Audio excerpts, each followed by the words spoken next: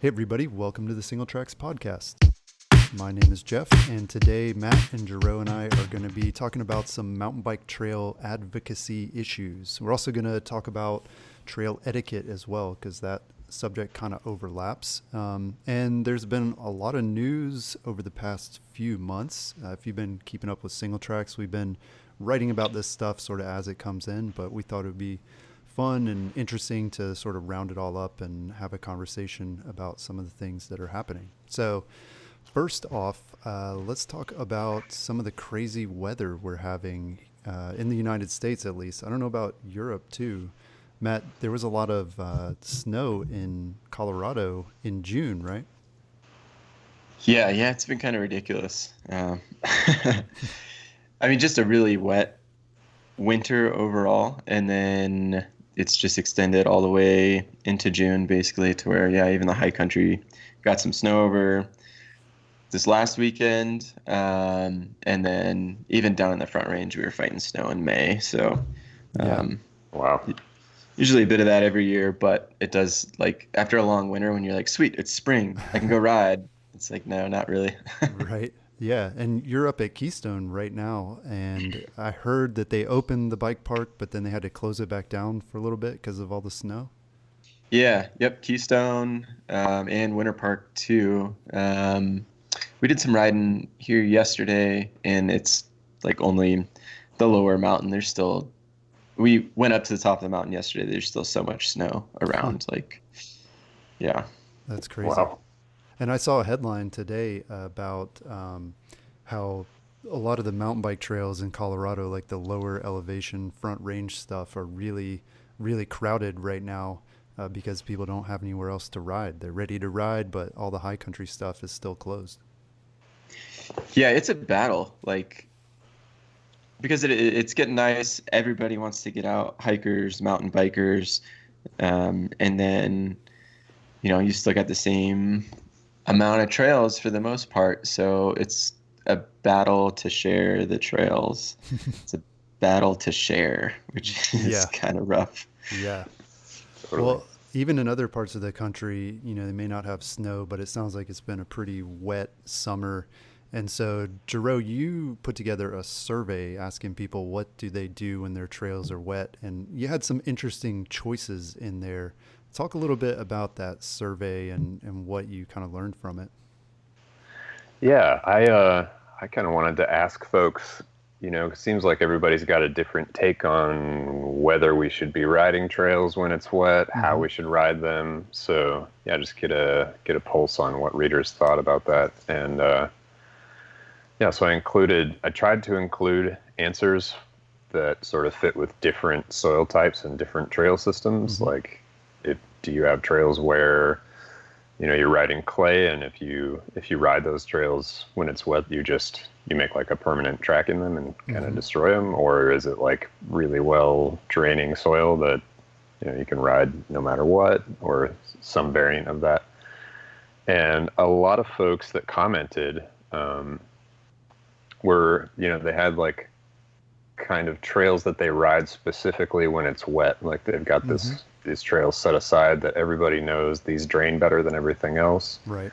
That wasn't true for everyone, but that kind of seemed to be the theme through all of the responses. Was folks were like, there's definitely trails we got to stay off when they're wet, for sure. Yeah. I mean, the number one response was people said they just do other stuff when the trails are too wet. They, I guess, go out for a road ride or find just something else to do, which is good. I mean, the message is out there. People know not to destroy the trails. Although 2% of the respondents admitted to riding knowing that they were causing damage to the trail. So I guess there's still a few out there who haven't been enlightened. For sure. Yeah. They probably don't build trails. Right. Good point. I mean, there's certainly folks who live in Oregon and Washington and Scotland, Ireland, and all the really rainy parts of the world where if you don't ride in the rain, you don't ride. Right. So, those places definitely have different building techniques to deal with that. But I know that around in Portland, the only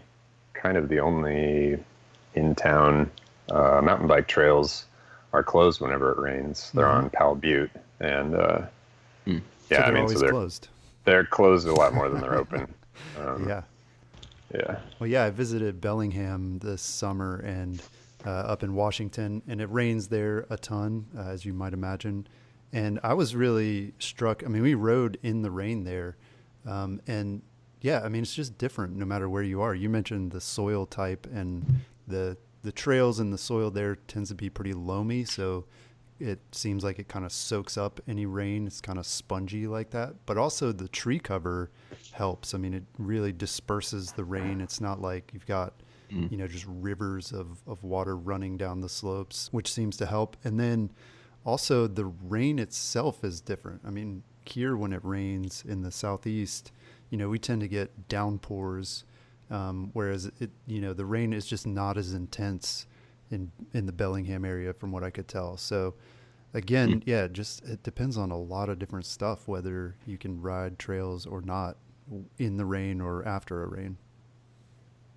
Did it seem like, I mean, the trails you rode there, could you notice different styles on the trail that were meant to soak up rain or divert water off the trail?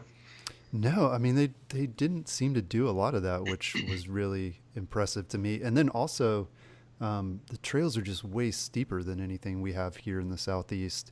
And I think part of that is, again, the rain, when it comes, it just isn't as intense as it is here, where that stuff would just erode immediately. I mean, the water would just shoot straight down the mountain.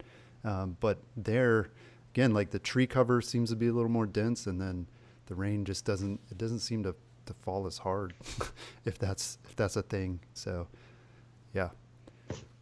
Yeah, in the Pacific Northwest, they get a little more like all day rain instead of all at once. Yeah. For sure. It's definitely Interesting. different. And then, Gerow, you mentioned it too, that a lot of local areas, they'll build, one trail system that's a little more protected against rain and muddy conditions. So, sure. adding a lot of rocks and things like that really helps. And that was one of the biggest responses too. People said they ride like rockier trails when it's wet. Yeah, you can't hurt that stuff. It's just a little slick. Yeah.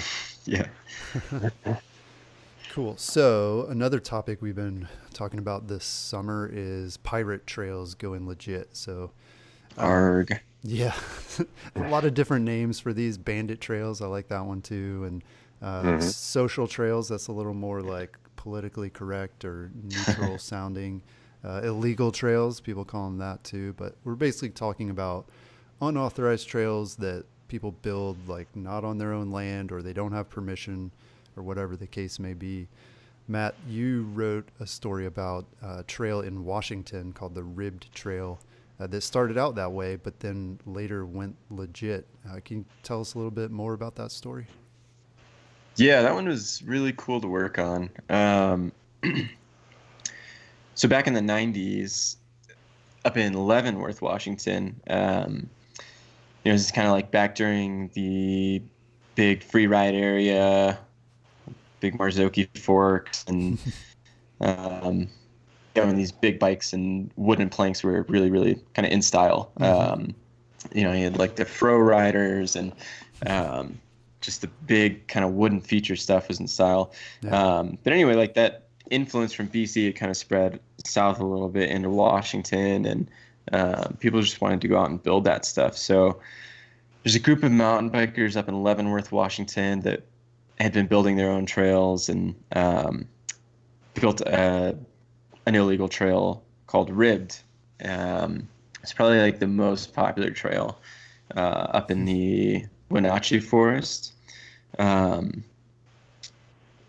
eventually, like, other people were catching on to it. So you had people from out of town coming, finding out about this Ribbed Trail, which has like these massive wooden features and big jumps and everything.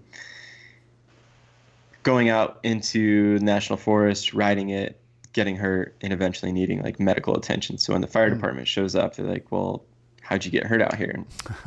They go, I was riding this big wooden feature on this trail. And so eventually the fire department catches on to it, lets the forest rangers know what's going on, and they find out where the trail is. So it was this rib trail. A lot of people ended up getting hurt on.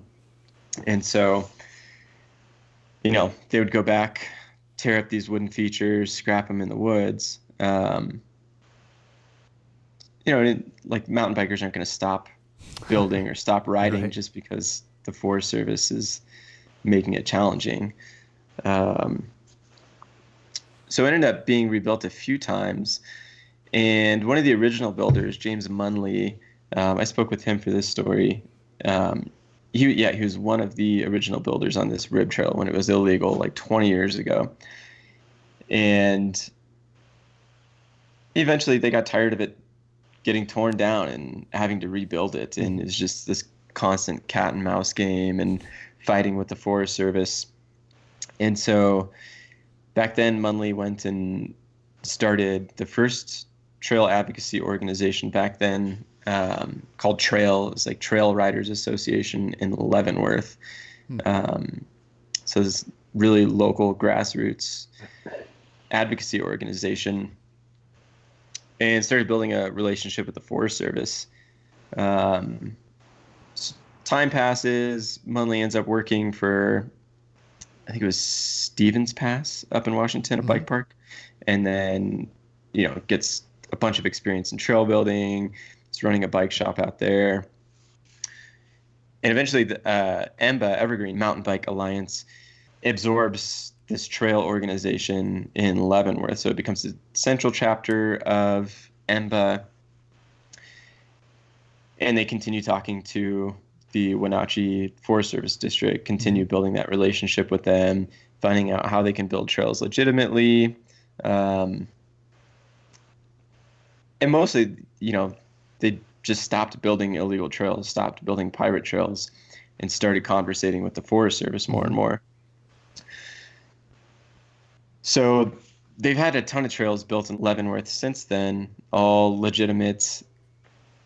The priorities were kind of building intermediate beginner trails because that's where, the need is for the majority of riders. But this year, a few weeks ago, they opened the ribbed trail again, which it's not it doesn't follow the exact topography as the original trail, but it's like an advanced jump trail built by mountain bikers for mountain bikers. So there's like big, like 25-foot tabletops and sweet berms and all this, all these sweet riding features. There's no wooden stuff because the Forest Service doesn't allow that anymore. But, in spirit, it's like this advanced jump trail that is sort of taking the place of what the original rib trail sought to do, to where now in this day and age of riding, these jump trails are way more popular and are kind of the free ride trail of today's mountain biking. Yeah.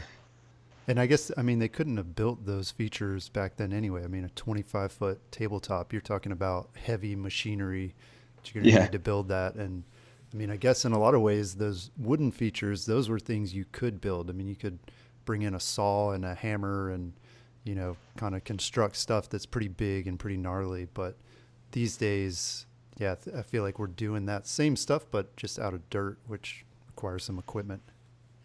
Yeah, and that was one of the things Munley was talking about is, so in the original rib trail, you just had these massive gap jumps that are like, unless you're a very confident and advanced rider, like you're not going to touch it. And if you do try it, like there's a good chance, unless you're a really confident advanced rider, that you're going to case and like break your frame or maybe break some bones because they couldn't, like the way they're building tabletops now, you need an excavator to go in and fill the gap and form these tabletop jumps that are just as big but way more progressive and safe to try and land on. So, but yeah, obviously as an illegal builder, you can't bring tractors into the woods. And yeah. Gerow, you did a story on the Scottish approach to illegal bike trails. What did you find out about how they're tackling this problem? Yeah, I'm actually working on that one right now. And so developing mountain biking in Scotland is kind of the overarching group that works with all the different chapters. And what they try to do is when they find an unauthorized system, they meet with the folks who are building the trails and try and get them to become another chapter. And then they take a look, they assess the trails, they meet with the landowners, and try and set up unofficial systems so that they can continue to build trails, or if the landowner's not into it, they can figure out some other way to do things. But it's a unique approach for sure. And they're also interested in allowing trails that aren't the kind of trails that are usually illegal, like fall line trails and just things that don't drain well and are pretty dangerous. Like, they understand that if those trails are not allowed, people are going to build them anyway, and people are going to get hurt, kind of like Matt was saying. So finding places, for example, where there's going to be a clear cut in the next 2 years and saying, like, here's where you can build those trails, because that degradation is going to happen anyway. The area is going to be destroyed at some point, but let people enjoy it until it is. Just a really, really different way to think about it. And I mean, mountain biking is exploding in Scotland. It's they're doing some pretty cool different stuff. Yeah. I mean, it's crazy to think about how many trails, even well-known trails, started out as illegal or unofficial. One that comes to mind is the Hangover Trail in Sedona. One's really popular now, and only recently, last few years, I guess it's been officially open to bikes. So it's interesting. I mean, what is the takeaway then? Obviously there are risks to building illegal trails, getting caught or having the trail shut down. But it also seems like maybe there's kind of a reward. I mean, some people, in the end of it, the trail ends up going legit. So how do you guys kind of look at that? I think somebody kind of left an ignorant comment on that Rib Trail article that I put out. It was like, why is the Forest Service rewarding bad behavior? But I mean, really what the Forest Service is rewarding was like decades of conversation with them and actually doing it the right way. Another piece is that a lot of social trails that pop up or illegal trails tend to signify a need for some sort of riding. And so obviously the Forest Service is probably not made up of a bunch of mountain bikers. So I don't think that they probably always identify best the needs that mountain bikers have, which is why like advocacy is so important to have those conversations and say, hey, this is a need. Like, if we build a trail in a certain way that's going to be sustainable, then it's a possibility. Right.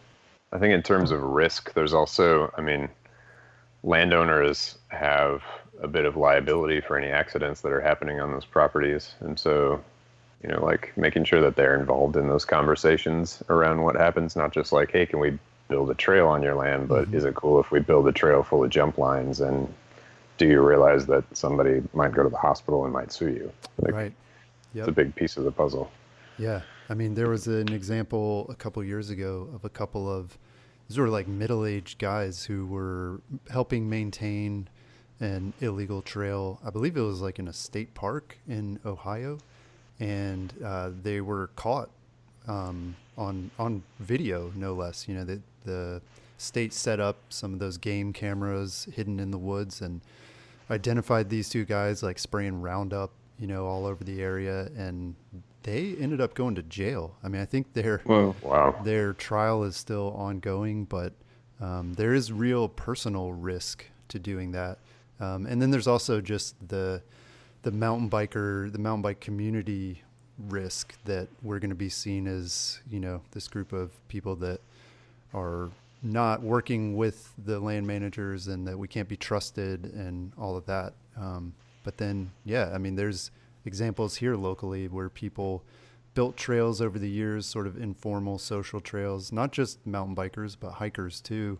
And eventually, a county government or whoever the land manager is will get involved and will say, okay, we know there's trails here. We don't have budget to build them. And they already exist. So we're just going to allow it. which is interesting. But you never know what you're going to get, and so there definitely is potential to get in a lot of trouble. So it's kind of relatable to skateboarding in that way, to where, like, I mean, now you go to any town and there's a skate park there because security guards and city officials got tired of like going and yelling at skaters in the bank or the schoolyard or something like that. It's like, well, like, make us a place to skate, and we're not going to be that big of an issue anymore. Yeah, it's a good point. Yeah, okay. For sure. So shifting topics a little bit, we did another survey a few weeks back about trail etiquette. Who should yield on the trail? Should it be climbing riders or descending riders? And this survey got a ton of responses and a lot of good discussion. Gerow, can you kind of summarize that for us? Yeah, for sure. It was cool to see how many people were interested in talking about it. It seemed like the main thread was folks thought it depends, like if you're, a lot of people were like, let's just both stop and say hi, which I appreciated. Like, hey, we're mountain bikers, we're out here having fun. Like, why not meet each other and just say hi, chat for a minute. But the main thread was really that it depends on the trail, the type of trail, where you're at on the trail. If you're in the middle of a super technical section for the climber, maybe the descending rider should pull over and let them go. And if you're in the middle of like a super steep thing where the climbing rider is either pushing their bike or could be, maybe let the descending rider go so they don't have to skid, and maybe they can't stop. It was really just an undecided survey in the end, but it was really cool to hear how many people had thought about it and discussed it and had some really interesting examples. Yeah. The most common response was that the descending rider should yield. That was like 47%, so not quite half. And traditionally, that's kind of been that's like the default thing. I don't know where they teach that. Not that, you have to get a license to ride your mountain bike, but I feel like it's been taught over the years that descending riders should yield. But yeah, people make a lot of really good points about situations where the climbing rider maybe should yield. I wonder if that's an IMBA thing. It is. Yeah. It is for sure. It's part of their trail etiquette rules. Okay. That makes sense. Yeah. And so I answered that the descending rider should yield just to keep it simple. I feel like if we have to overanalyze it every time, there's going to be some conflicts, or, nobody knows. It's like pulling up to a 4-way stop and like, who's going to go? I'm going to go. Nope, I'm going. Like, right. Totally. Which still happens a bunch on the trails too. Right. And then, I mean, on a personal level too, like if I'm climbing and I hear somebody coming down the trail, which you always can, if they're descending fast enough that you need to really worry about getting out of the way.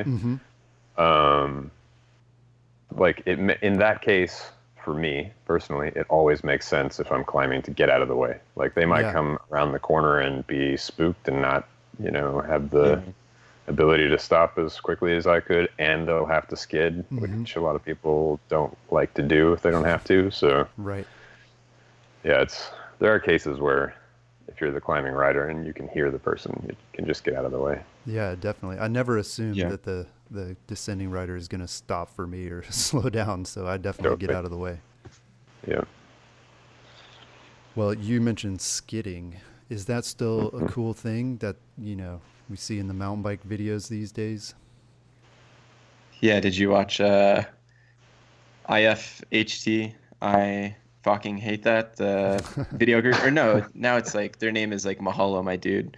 But last week that was like their video, like how to roost with one of those pro riders up in Whistler. So it is still cool, I guess. Yeah. Well, we've talked about this topic before, and obviously skidding is not good for the trails. It causes damage, but yet it's still really cool in the videos. Every video seems to have it, and we talked about how they do that. In some of the videos, it's fake. I mean, in a way, it's fake. They like throw down some extra dust and make sure they kick it up, and then hopefully we're just going to assume that they go back and fix any damage that they do. But yeah, as a general rule, trail etiquette wise, skidding is not cool. Yeah, it's. I mean, we had a couple discussions about this at the recent IMBA summit, and there were, you can imagine, a lot of folks that are pretty adamantly against skidding. But I think there's also an argument for the fact that if we want to have professional racers, like people who are racing enduro and downhill, and obviously they're going to have to skid in races, that's just part of the deal. Like, they also have to be able to train. And that's like, it's not that you just ride race pace in a race. Like, you have to practice for that thing. So yeah, I personally go by the rule that if you dig, you can skid. Yeah. Like, if you work on trails and you put a fair amount of time into maintaining them and making sure that they're fun and taken care of for everybody, it's okay if you skid every once in a while. And Yeah. that's my take on it. Yeah, I don't think anybody can say they've never skidded or that they never skid. I mean, yeah, it happens. No. Yeah, I mean, our trails, even just in my backyard, are pretty steep, and skidding is, in some sections, the only way to get down. Like, there's no choice. You're going to lock your rear tire, and it's part of the steering technique. Like, it's just part of the ride. Right. Yeah. Or like, yeah, even riding unfamiliar trails, you come in fast and don't realize there's a corner ahead, and you gotta skid, or else you're gonna hit a tree. Or a climbing rider. Yeah. True. Yeah. I guess the thing is, like, if it's really like being encouraged just to skid around every corner that you go into, and then maybe it's like, all right, well, do you need to skid in every single corner? No, probably not. Probably not. No, Right. Probably not. Do you need to blow up every berm? No. Yeah. No. Just some of them. Yeah. All right. So one of the topics that we've covered over the years is what we call trail terrorism, or booby traps that target bikers. And it seems like, sort of anecdotally, maybe there aren't as many this year than we've heard about in years past. There were a couple of instances. There was one in May, I believe, April or May, in San Diego. Some barbed wire that was strung across a trail and was actually disguised with like vegetation wrapped around it, so it looked like, just a vine or a branch sticking out. And then another one in Colorado Springs. This was actually on like a rail trail path, but somebody had strung like a neck-high tripwire across the path, and a rider actually went down on it and was hurt. So what do you guys think? I mean, are we seeing more or less of this? Is this, what do you think could even be driving people to do this kind of thing? Mental illness? I don't know. Yeah. Yeah. Yeah, absolutely. Doesn't seem normal. Wanting to be malicious against people who are out having fun like that. I have no idea. That's nutty.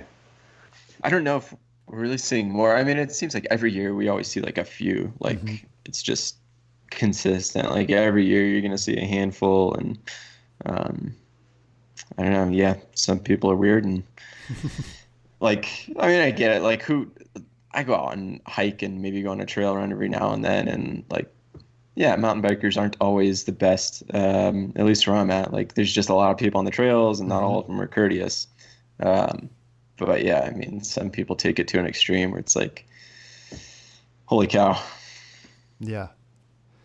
Yeah. It's a tough one. I mean, I guess just the best we can do is to try to get along with other user groups. And, again, yeah, it's not our fault. I mean, it's never justified for somebody to try to injure another person on the trail. But like you said, I can see it that somebody just gets really frustrated with bikers not being courteous. I mean, you never hear of it going the other way, though, where bikers are trying to sabotage the trail for hikers or equestrians or anything like that. Set up a punji pit or... Yeah. I don't even know how you would do it, but... Maybe like throwing in some jumps in the middle of the trail could make people grumpy, I suppose. Yeah. Right. You have to walk up and over. Right. Interesting. So another story we're tracking this summer is IMBA in Europe. And, IMBA is the International Mountain Bike Association, but it was started here in the U.S. and For a long time, it was mainly like a U.S. and Canada organization. But Gerow, this summer you got to go to the IMBA Europe Summit. What'd you find out about what's going on with the group in Europe? So many things. There's chapters in, I think, 22 different countries that are a part of IMBA EU, and so much cool stuff. Denmark's got a few 100 miles of newly signed and ranked trails. Whoa.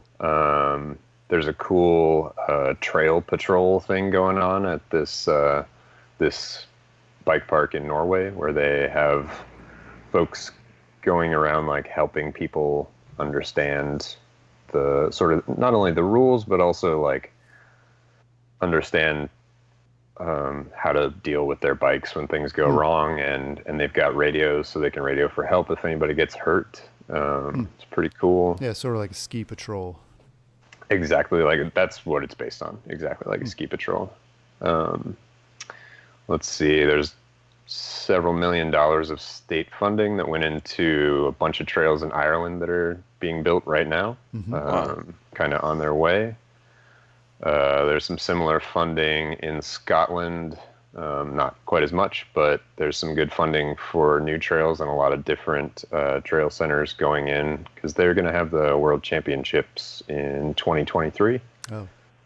So they're really ramping up to get ready for that. And just Scotland is definitely focused on like being kind of the mountain bike capital of Europe. It's they're putting tons of energy into it. It's really cool.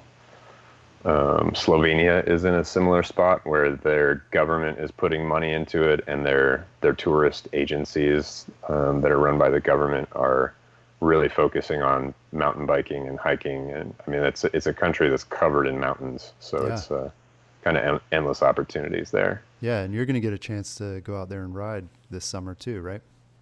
That's right. Yeah, I'm going to go ride with some of their guides for about a week in July, which will be really nice. Sweet. It'll be a little bit cooler there. Yeah, I'm excited.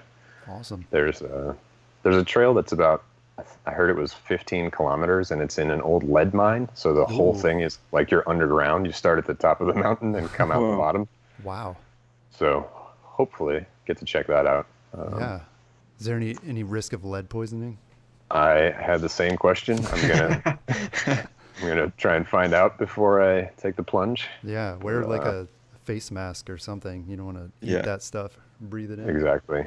Totally. Yeah. Huh. So before IMBA Europe, like, how were these trail advocacy and building groups organized? I mean, was it kind of siloed, like country by country? I mean, it's not like IMBA is in charge of any of these groups. Essentially, they kind of support them. But was there an organization that was kind of helping all of them before? Not so much. So there was an IMBA Spain before there was IMBA EU. So their lineage with the organization goes back quite a bit further. I don't know exactly when they started, but they've been around for a while. And then other than that, they were siloed and nation specific. There were different groups that worked with guides to get people certified, and that's become even more prevalent because guides need to be licensed here, right. Mostly for liability reasons. And so there was and is a fair bit of organization around that, but trail advocacy and trail building, sort of knowledge sharing, which is also a big part of what IMBA does, didn't really exist at the time. Yeah, it's interesting. And it seems like maybe IMBA Europe is focused on that, sharing the trail building knowledge and things, and less so about the like lobbying and the government sort of interaction, because every country I'm sure is different as far as who's in charge of different land uses and what their regulations are. Yeah, absolutely. There are trail building schools. I think they're all held in Italy. There are trail building schools a couple times a year where folks can come and learn the different levels of how to do everything, and then go back to their chapter and share that information. And that is for sure like a primary focus, is like, how do we rate trails? How do we properly sign trails so that that signage makes sense with the rest of Europe. And that's all based on IMBA guidelines that are the same in the US. Okay, cool.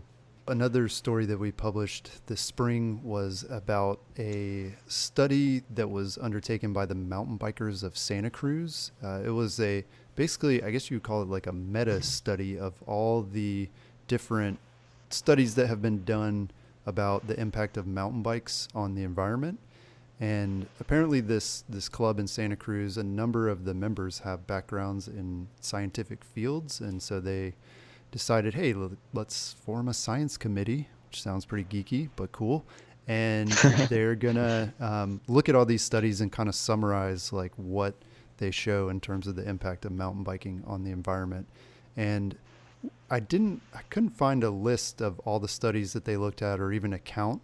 But, they make it sound as if it was a very comprehensive look at all the studies they could get their hands on. And Dylan, one of our freelance writers, sort of summarized those findings. And so I thought it'd be cool to talk about some of what they found. So first off, in general, they say the study showed no significant difference in soil erosion, ruts, trail widening, etc., between hiking and biking. And they also found that both have less impact than horse riding. Is that a surprise to anybody? I would have thought that mountain biking would have a little bit more impact than hiking. I was surprised by that. And again, back to skidding, maybe it depends on how you mountain bike. Yeah, definitely the horse part, I guess, was not surprising.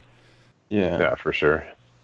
I feel like where mountain biking would have more of an impact is with trail braiding, or riding through or around puddles, basically like traffic mitigation, to where people are gonna, if the trail's not wide enough or they're not yielding correctly, then mountain bikers who aren't educated on the topic are going to go off trail and go around and widen the trail. Mm-hmm. Yeah.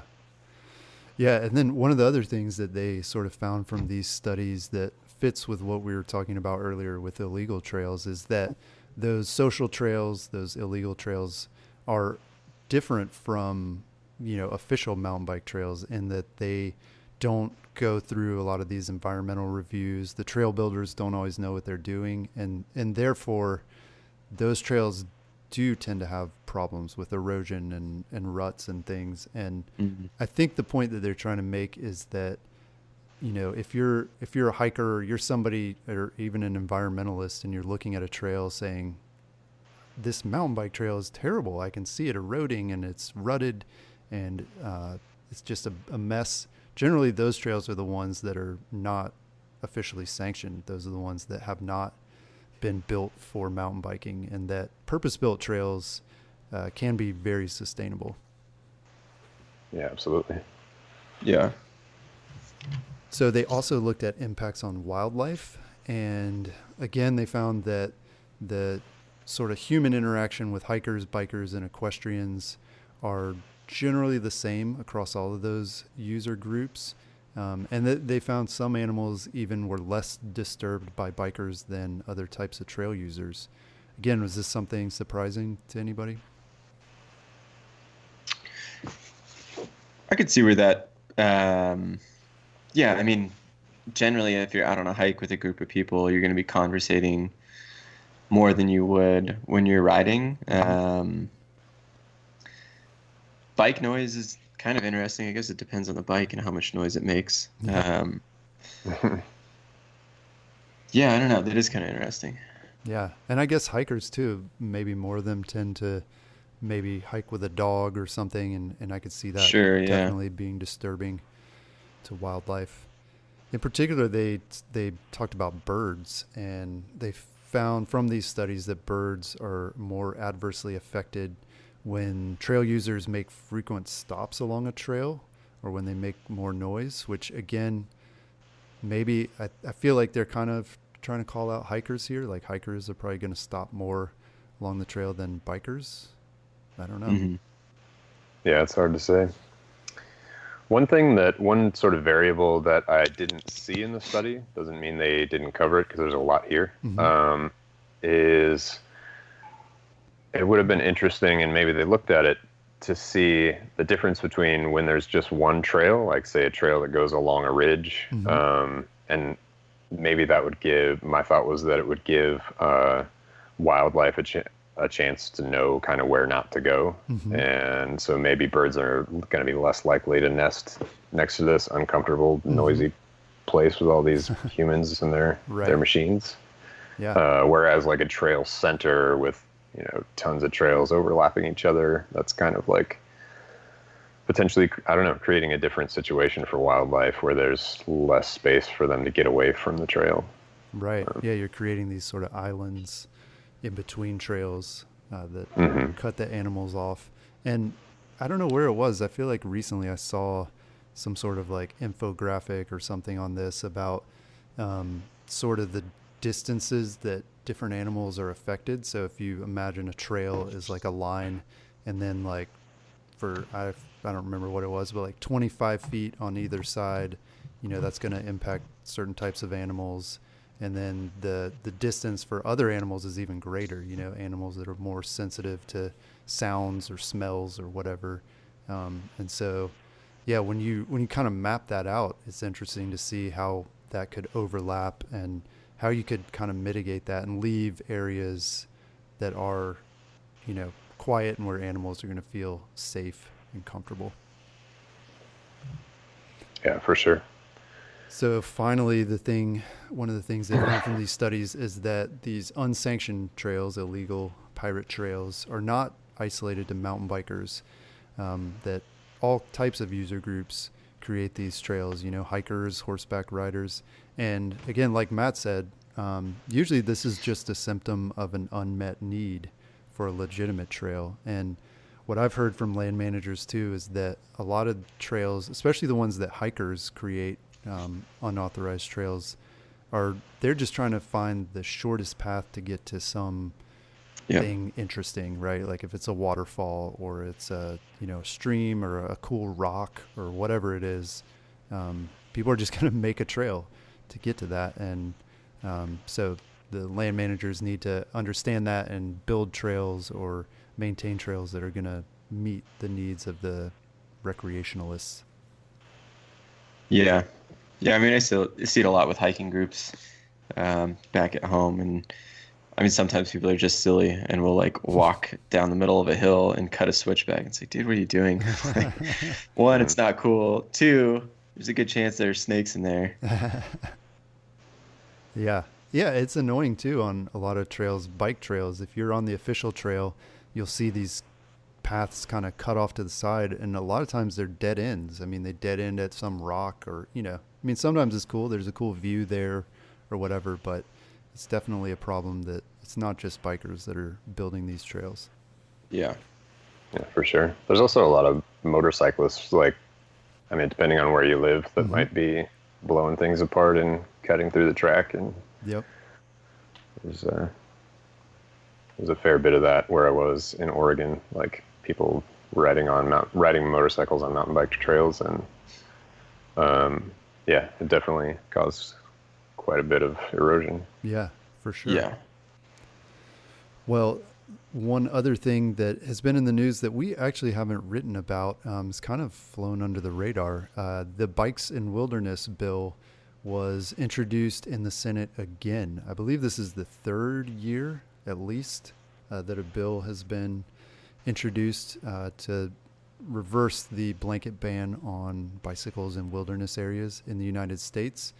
Again, you know, if you're not familiar with the bill, it would basically allow land managers to decide whether bikes are allowed in certain wilderness areas. So it's not something to just, you know, open all of them up to bikes. It would still be a case by case basis. But right now in the U.S., bikes are not allowed in official wilderness areas. The sponsor of this bill, again, is Senator Mike Lee. I believe he sponsored the past ones as well. And he's kind of a controversial figure, even among mountain bikers. Most mountain bikers from the surveys we've done support at least some access for bikes in wilderness areas. And yet some are worried that Senator Lee is maybe not the best sponsor for this. Doesn't have a great track record for sort of environmental protection and things like that. Do either of you guys have any sort of feeling about this? Have you been following this situation? I was kind of doing some research in the slow season back in December, and I talked to Ted Stroll about this a bit. I think, yeah, it was last December or January. Right, this would be the third time that a bill is in Congress, but basically it's in again because all the bills that were in the last Congress session expired, and after the midterm elections, there's a new Congress. They have to reintroduce it. He's still hopeful, but of course it's his job, like, to be an optimist about getting bikes in wilderness. Right. So they got Senator Lee to sponsor it again. They were trying to get another senator from North Dakota to sponsor it as well. He says that he's more hopeful that this Congress session will be more favorable towards the bill, but we'll see. It's like, we don't really have any reason to get our hopes up. I mean, look at the history of it. Right. Yeah. And, you know, the bill itself is, as far as I can tell, I'm no legal scholar, but reading it seems very limited in scope as far as allowing bikes and making it a case by case, not a blanket allowance of bikes. And there's also, you know, I think people are afraid that this is going to open the door for even more uses beyond bicycles and other things, that motorized vehicles. And then after that, what's going to happen? We're going to start drilling for oil in these wilderness areas. Yeah. I mean, again, that's sort of Senator Lee's, he tends to support those types of things. He's from Utah, where oil and gas is a big part of the economy. And so, there's some concern that this sort of opens that door. But I don't know. I guess I'm an optimist and try to trust that, again, the way this bill is written, it's very limited. It shouldn't allow any of those things. I mean, who knows? Maybe at some point in the future, somebody will introduce a different bill that does go farther. But as far as I can tell, this one does pretty reasonable things as far as the environment is concerned. Yeah. I think with Senator Lee, I mean, his heart's in it for Utah. When I was doing research, I mean, so much of Utah's land is tied up under federal land management that the state can't reasonably access a lot of ways that they want to use the land, which, I mean, I guess I can kind of understand, but at the same time, it's like nobody wants to see beautiful land like pockmarked by oil rigs and excavators and stuff like that. So, yeah, for sure. Do you guys know of any stories of people, again, back to the discussion of like a created need, of people riding in wilderness areas? Like, is part of the discussion around this coming from like the fact that people are riding trails in wilderness areas and we want to push to figure out a better way to do that? Or is it only like there's wilderness areas that have trails and we want to ride them? Yeah, that's a good question. I don't know. I think a while back we kind of researched like what is the penalty for doing so. I think it's like a $500 fine. So it's pretty steep. Okay. And I think just from informal discussions with people, I don't know of anybody who really tries to like push that and I don't think there are specific trails where it's like, oh yeah, man, we ride this all the time and it would be great if we were legally allowed to do so. Right. I think mountain bikers we're generally a pretty rule following bunch. I mean, despite some of the stuff you hear, you know, around us, like the Appalachian Trail is a you know, amazing resource, a 2,000-mile trail up the East Coast that's completely closed to bikes. And I've had informal discussions with people and asked like, oh man, have you ever thought about what it would be like to ride the Appalachian Trail? Or have you ever thought about like, you know, trying a section of it? And everybody I talk to is like, no, like that's a wilderness thing. And, you know, it needs to stay that way and we need to protect it. So for sure. Yeah, it's interesting discussion, but I'm sure there are places, especially out west, where where you have these much larger wilderness areas, and because of their size, there's nothing else available to bikers. And Totally. so in those areas, I think particularly around like San Diego, I feel like the San Diego local mountain bike club there has really been pushing for bikes in wilderness because they are surrounded by a lot of it and don't have a lot of places to ride. It's difficult to find a place to ride there, and some of the closest riding is on the military base, which you're not allowed to ride on. But the trails are great. Yeah, and it seems very volatile up around Idaho and Montana, where those wilderness recommended areas, like a new one will pop up, and all of a sudden it's like, whoa, now I can't ride the trails that I've been riding for years. Yeah. I mean, I think part of it is defensive in nature, that we don't lose some of the trails we already have. I mean, part of the push is we want to ride new places, but I think part of it too is just to protect the ones that we do have in case they are designated wilderness in the future. Yeah. All right. So finally, this spring, the Natural Management Resource Act passed in Congress in the U.S., and this was a big bill. It was a good success, a big win for mountain bikers in a number of ways.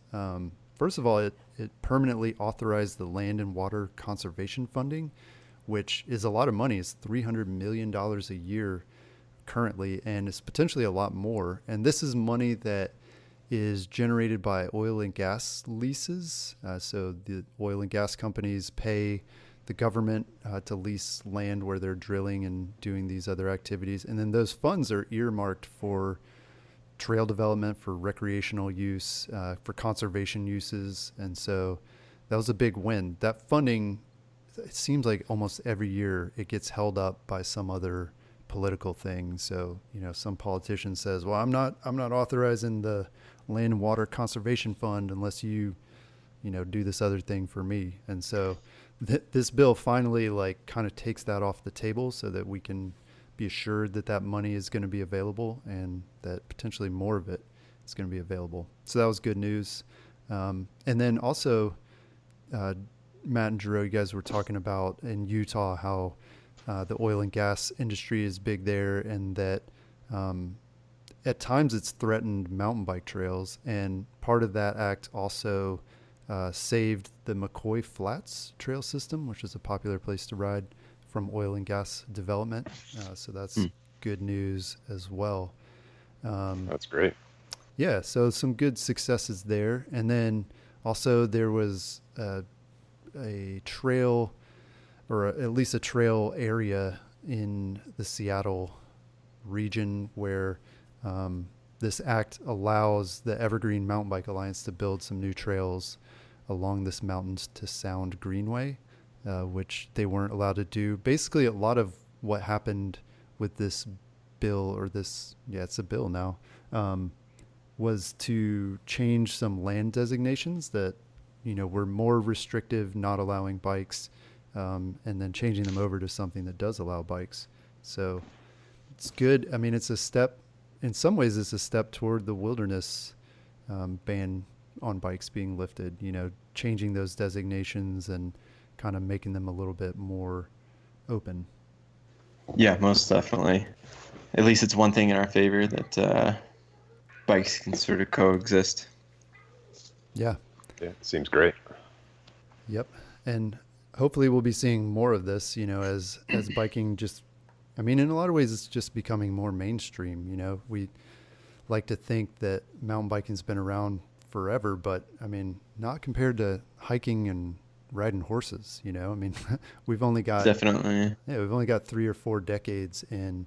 And so it's just takes time, a lot of this, for people to understand it and to then find ways to accommodate it. So good news. We covered a lot of ground here today talking about trail advocacy and trail etiquette. If you'd like to learn more, be sure to go to Singletracks, where we enjoy writing articles about these sorts of topics, and we definitely will keep you posted on the latest news. That's all I've got this week. We'll talk to you again next week. Peace.